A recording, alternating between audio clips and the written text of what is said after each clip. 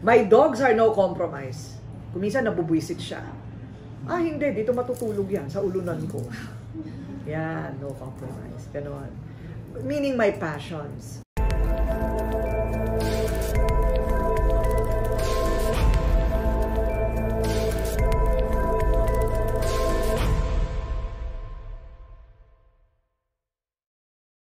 Sa marriage mo, ano yung kumbaga parang no compromise? No compromise? No compromise. Siyempre kung may iba na siyang gusto, di ba? Pero hindi pa nangyayari eh. Kaya wala pa sa table yun eh. Di ba? No compromise. The kids are first right now. No compromise yun. Right? No compromise yun. Quality time with the mom. No compromise yan. Yun. The time I carve out for my own family. No compromise yun. Kasi, when orphans na kami eh, ako na lang tumatayo sa pamilya namin. May sakit na rin yung elder brother ko. So, we also have a third generation now na kailangan ko rin i-guide. No compromise yan. My dogs are no compromise. Kuminsan nabubwisit siya. Hindi, dito matutulog yan sa ulunan ko. Yan, no compromise. Ganon. Meaning my passions. Pag nakakahuli nga ng daga sa bahay namin, pinag-awayan namin yun. Kwento mo yan, Mama. Pinag-awayan namin yun. Hindi, yung dog muna. Yung dog muna. Sabi niya pa, Dad, may dinala ka na namang dog galing sa kalye. Ni-rescue ko sa isang shelter. So, nandyan lang siya sa garahe. So, sabi niya, may bago na naman. Ang dami-dami na. Chu-chu-chu-chu-chu-chu. Padadala ko yan sa bundok. Kala ko nagbibiro. Sabi niya, hindi, bukas ang umaga, padadala ko na talaga. That night, naglayas ako. Oo. First time ko maglayas, kasama yung dog. Umuwi ako sa bahay namin. Sabi ng kapatid ko, this is a first. Overnight lang yun. Pinauwi din niya ako. No compromise ang dogs ko. So how many? Yung daga naman. Kwento mo yung daga. Yung daga. Di ba, mga lalaking daga. Sabi ko sa boy, anong ginagawa niyo sa daga pag nahuhuli ninyo? Ma'am, nilulunod namin. Ano? Nilulunod nyo? Talaga ba? Hindi na pwede yan. Pakawalan nyo yan sa kalawakan. Oh my God, nagkain. Oo, totoo. Ganun yung sa daga. Kasi Animal. Ayoko na ng pain. Ayoko ng cruelty. Ayoko ng cruelty. Nakakatawa ba? Am I weird? I'm weird. I know I'm weird. Okay.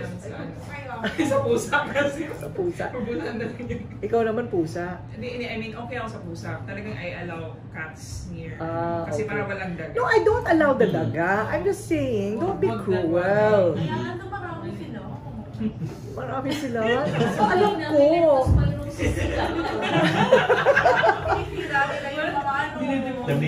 You know what? I don't know. Invent something that does not inflict pain. Okay. That to me is my thing. Slow painful death naman yung lunod. Ano ba? Diba? Paano? Hindi ko alam. Hindi ko pa na-research. I have 5 in every home. I have 5. I have 5 in my Cubao home. I have 5 in my Makati home. I have 3 in my Merville home where I grew up. And I have about 20 in my shelter. I rented a house in Pasig because whenever I would pick up dogs from the street, it's more expensive to put them in a shelter. I mean in a vet clinic. Until they get adopted, bahal nun, 1.5 a night.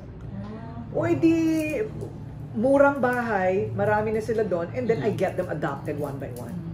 Pag nagpapa-adopt na ako, ayan, pwede na ako mag-rescue ulit. Ganon. May vet nga ako na puntahan for a dog.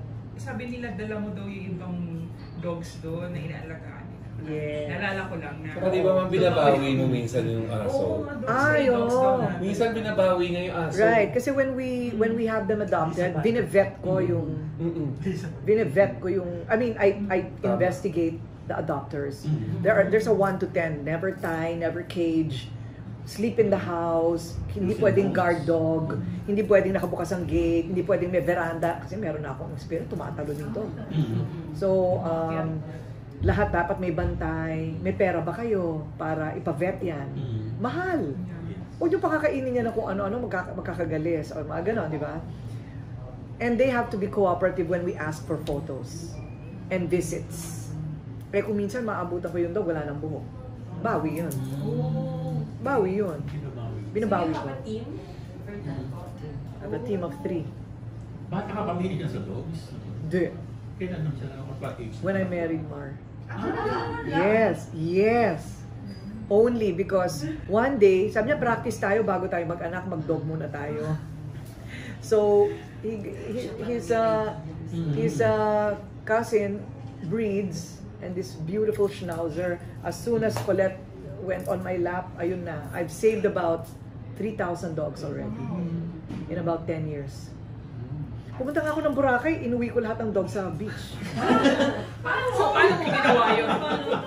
Ay, ang dami. Paano ginawa yun? Binarko mo or something? Hindi. I brought a team of vets. In-ex-deal ko isang hotel doon. Binakunahan mo na silang lahat. Binakunahan ko muna silang lahat. Dinala sa isang shelter sa Aklan. Maraming ganun ha. People who are really into it. And they're mostly foreigners. So, punta doon. Ang bagal support with food. Ang bagal magpa-adapt. Niroro ko sila 10 by 10. Ginanong lahat yun, Miss Corina. 50. 10 by 10 na pa-adapt ko lahat. And sometimes the endings are tragic because hindi pala marunong ito. Or hindi inasikaso, nagkasakit. Yung iba naman, ang haba talaga mga naging buhay. Ganon. Hindi mo na kasi mababantayan talaga one by one. Diba? So you can only hope with the investigation you do in the beginning. Ganon. Curious ako, Miss Corina, how much budget mo dyan? Hindi ko na binibilang. Oo. Pero what does it do for you? For the soul? For the soul? I don't know. Uy, grabe yung What do you extent do na, with- oh. Ah? Why do Yung you effort do na it? ginagawa mo sa... I don't know, hindi ba lumalabas sa mga Instagram nyo yung mga adoption, rescue, before and after, o anong nararamdaman nyo? Ganun yun. Diba? Yung mga kawawang, hindi ako naniniwala wala silang kaluluwa eh. I mean, who knows, right? Some say they don't. But, how do you explain what you see? Diba? How do you explain that? Na yung ayakap sila, ano sila, instinct, I really don't know. Yun. So yun, kung anong nararamdaman niyo yan, pag nakakakita kayo dyan, tapos hinalik-halikan na kayo at para ganun. Meron nga, hindi ko nakilala, humingi sa akin ng pera yung may-ari, ayan na, pa-opera mo na, o hindi ko na sila nakita ulit. Ganon. Kung merong ibibigay, di magbibigay ako. Kung wala, editipid mo na tayo.